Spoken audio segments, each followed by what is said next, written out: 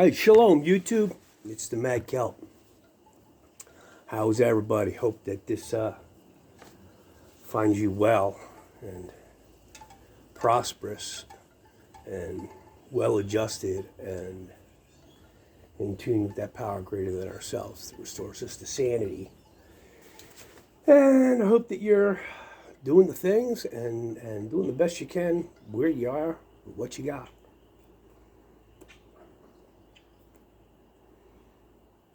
So it's been a little bit since I chatted with you guys. Let me adjust that over there.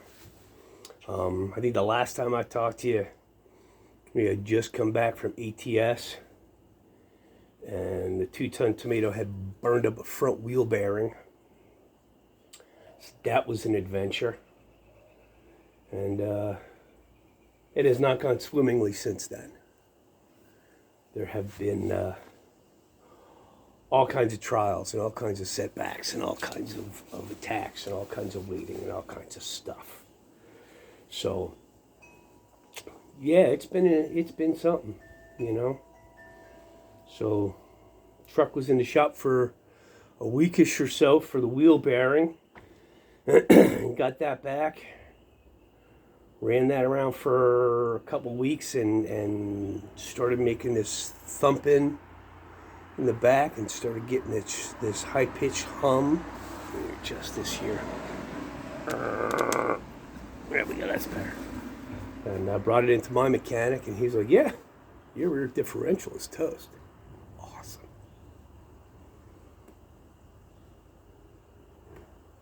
So he said he could have it fixed in a week. It was going to cost me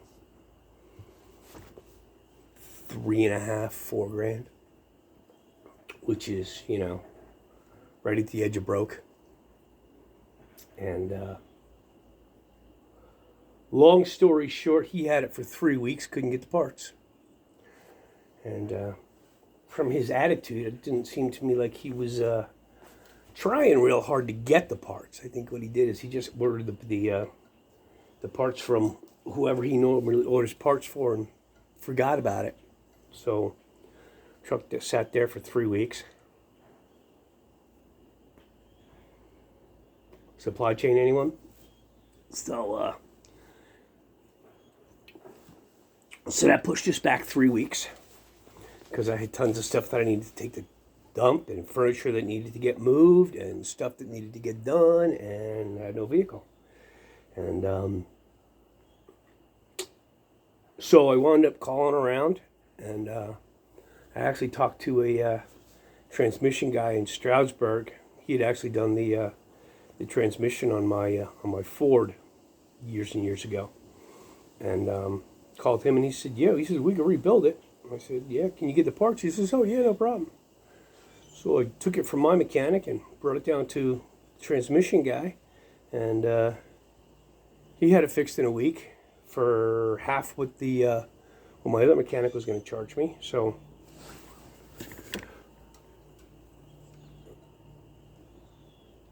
as Jay Johns would say, the tomato is back in the barn. So we have been furiously moving crap hither and yon and making our, you know, the best use of having a vehicle. So, and I have this issue, not having a car, not having a truck, not having a way to go to the store when I want to, and I get squirrely, and I get depressed, and I get mean. And it's not like I haven't been through this before. And it's not like I don't have any number of people who can come and pick me up and take me to the store and, you know, help me get what I need, whether that's food or cigars or paint or whatever it is. But it's this feeling of being stranded puts me into this low level of panic. And I know what it is. It's not trusting Yah. You know, I had an AA sponsor years ago who used to talk about, what is your current agnosticism? What is it in your life that you are currently not willing to give over to the Father 100%? that's where you're worried, and that's where you're stressed, and that's where you're crazy. And yeah, so I went through that for a month, and praying and talking to people and reaching out and doing inventory and doing all of the stuff that I need to do, man. But it was tough. It was a whole, because the truck was down for a whole month, man, and it put me a month behind. And trying to sell the land of, oh crap, that's broke. And my realtors call me every week and going, where are we? And I'm going, same place we were last week. And so that was a trial. That was really hard. That was a really tough month. That's probably one of the toughest and lowest points I've had in a very, very long time. It was, and there were a couple of points where I was like, fuck it. You know what? I'm going to give up. The people in Oklahoma can have my shit, and I'm going to stay here, and I'm just going to start all over again. And I didn't. I reached out to people and whined and fueled and cried on their shoulder, and they talked me off the ledge, and what did you do today? What did you do today? What did you do? What unselfish thing did you do for somebody else?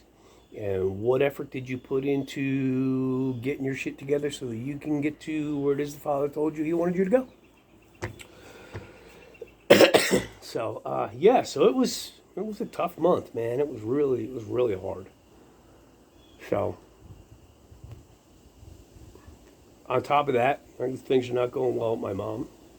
And so emotionally, and she got her third thingy whopper, and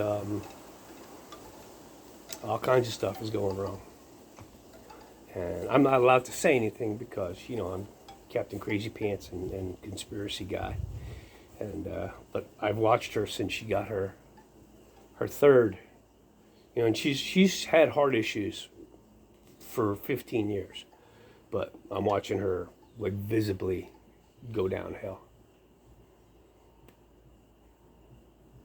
And my brother, whom I love, who does not understand me, supports me but does not understand me. He had to go get a cardiac catheterization because stuff started going wrong with his heart. It's like, that's interesting.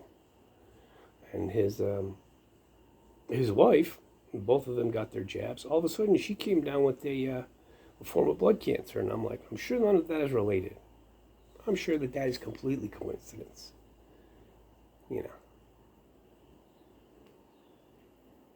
So we got that going on in the mix. Yeah. So it's been, and it has been unrelentingly cold here. This is actually the first nice day that I've been actually able to sit out on the porch and smoke in months. It has been unrelentingly cold, 20s and 30s, and whoa, look at that. There's a scared me, big old bumblebee. First one of those I've seen this year. Anyway, so yeah, I get a little bee phobia too. But anyway, so that's been tough, and it has just been unrelentingly cold and no truck, and worried about money, and on my knees 4 or 5 times a day going, this is your plan. This is, I don't get it. I thought you wanted me there sooner or later, but apparently you want me here for however long you want me, and I have never not been taken care of. I have never not got what I needed, and never, as long as I trusted the plan and put the footwork in, never not got where it was that you wanted me to go. But I do not know what it is that you're doing with me right now. And, so. But anyway. So, I'm at the point where there's not a whole lot left to do. I got some storage cabinets that are going to a brother on Friday. I got a couple of pieces of furniture that will go to the Salvation Army next week. I got my dumpster guy coming on Friday to take the, look at this pile of stuff. Today too.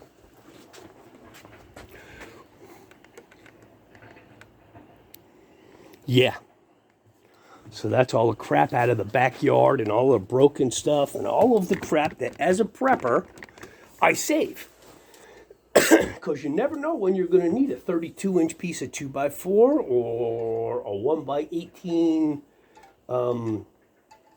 inch piece of plywood or a drain pipe or So, and Jay Johns likes to say that prepping is synonymous with hoarding. It's just hoarding with a purpose. So, yeah, so all that is going. So painted the land of, oh crap, that broke. Painted the inside, fixed a bunch of stuff, redid the She Human Snuppy Films bathroom downstairs. And that's actually habitable. You can actually use that and not have to go get a biohazard suit. I've got my big pile of stuff in the basement where, stuff that I'm taking, and everything else goes in the trash. Everything else is going in the trash. Taking my tools and my pews and, some other stuff, and anything that I can't actually get in Oklahoma and can't fit in the trailer is going in the garbage. So I've given away everything that I could give away, and it is what it is.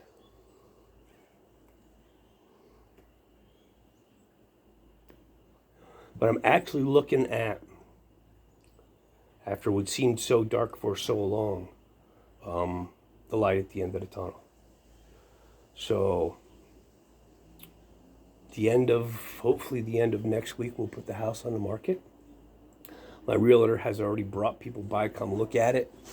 A couple of guys who are flippers who are willing to give me, in my price range.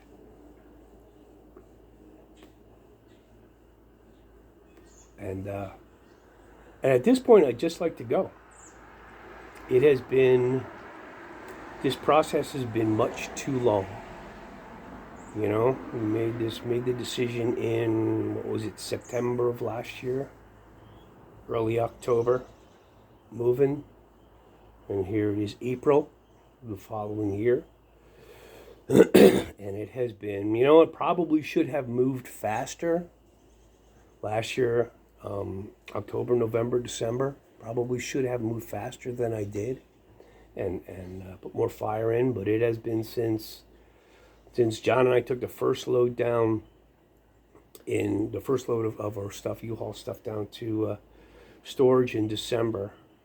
It has been go most of the time, except that, when we're stuck, the truck was basically out of commission for 10 weeks. Between the motor and the fuel line and the front bearing and the rear differential, the truck was out of commission for 10 weeks since December. So it sort of put me 6 weeks, 2 months behind in my schedule.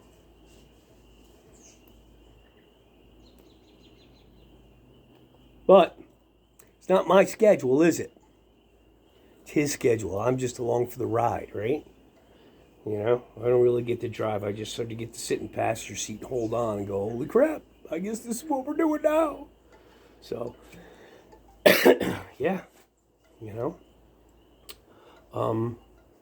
So a couple of weeks, if things go the way I see they're going, then, we'll have the house on the market at the end of next week. And, hopefully it won't be on the market too long. My realtor says stuff is going up here faster, as fast as I can put it on the market. Hopefully the economy doesn't crash in the next 2 weeks.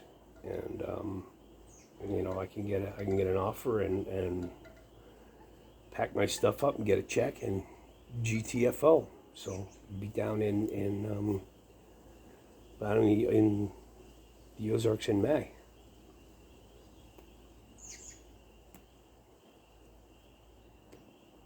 Which is, again, 2 months past when I thought I would be there, but you know what? Everybody is still expecting us to come. Everybody is still welcoming us. The trailer that I'm going to move into is still available. So it's not like I'm up against the deadline, except the deadline in my own head. So, yeah. And then watching what's going on in the rest of the world.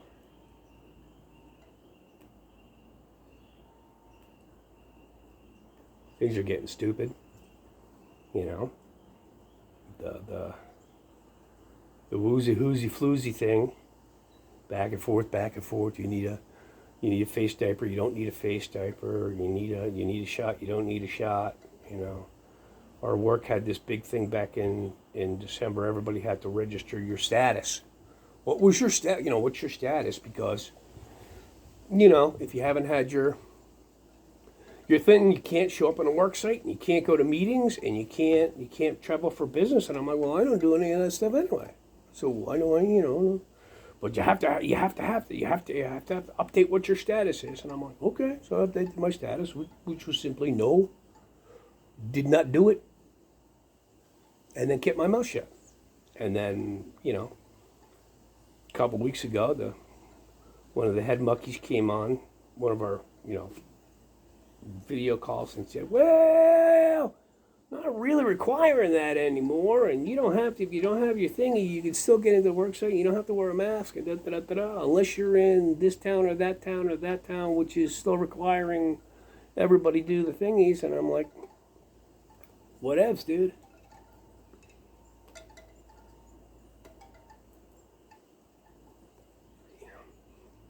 The thing that has me concerned is supply chain is one thing, but the global food supply is going to get tight here in the next few months. Which, as a preparedness-minded guy, I go, wow, I'm really, really glad that I have 2+ years worth of food in buckets. But my buckets are 1,300 miles away. So stuff happens while I'm here, could get a little bit sporty.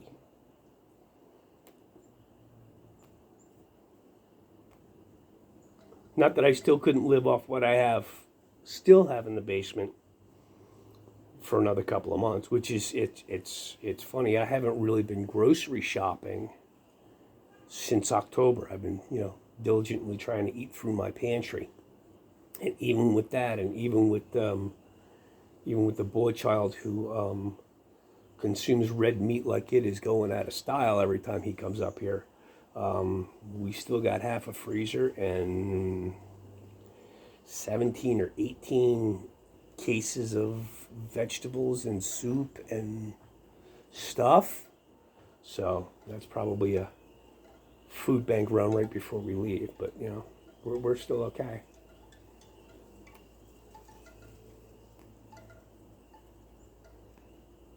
But summertime's going to be a little bit weird. People are starting to wake up a little bit. Even, Kool-Aid drinking people like my brother are starting to wake up and go, hey, you know what? Things might get bad. You might have been right. How do we start preparing? Well, you missed that boat by 2 years. But, anyway. So I think by fall, when there's, because with the lack of fuel and high fuel prices and the lack of fertilizer, there's going to be a dearth of, where are people driving past my house? A dearth of crops planted, which means a lack of crops harvested. They're talking about switching over from corn to soybeans, which is awesome, except that corn syrup is in freaking everything. So there's a lot of everything that won't get corn syrup. you know, among other things.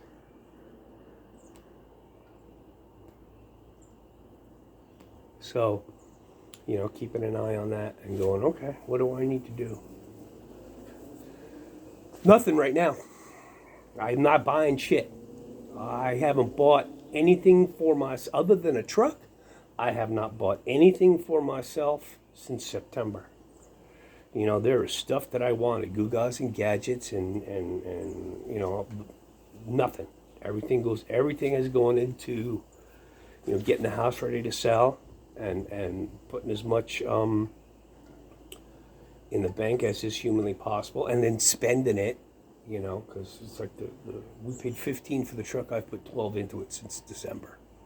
So, you know, I thought I was going to arrive in the Ozarks with $10,000-$12,000 extra, and you know, I'm going to get there with $48 and a half tank of gas. But you know, I still get a job, so we'll just hook the computer up, keep working, and they'll keep depositing money into an account. So, you know, hopefully.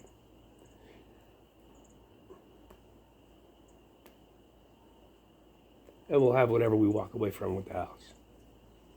But, you know, looking at, okay, when I get down there, what do I need to spin up fast? You know, spin up some chickens.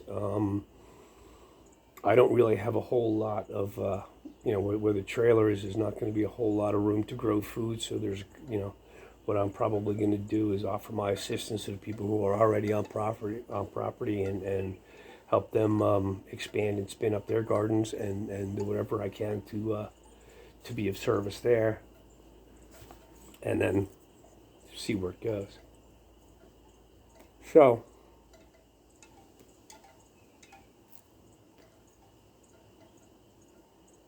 you know, gonna miss the land of, oh crap, that's broke. Some. You know, we've been here, I've been here 22 years. It's the longest I've ever lived in one place in my life. And it's comfortable. You know, it may not be exactly what I need, or exactly what I want. There's issues with the area. There's issues with proximity to cities, and the population density has become untenable the last couple of years. So it's time to get out of here, and I'm looking forward to a new life with people who believe the way that I believe and act the way that I believe and have the same morals and the same understanding of people I know how to explain myself to, and people who don't think that I'm crazy. Well, you know.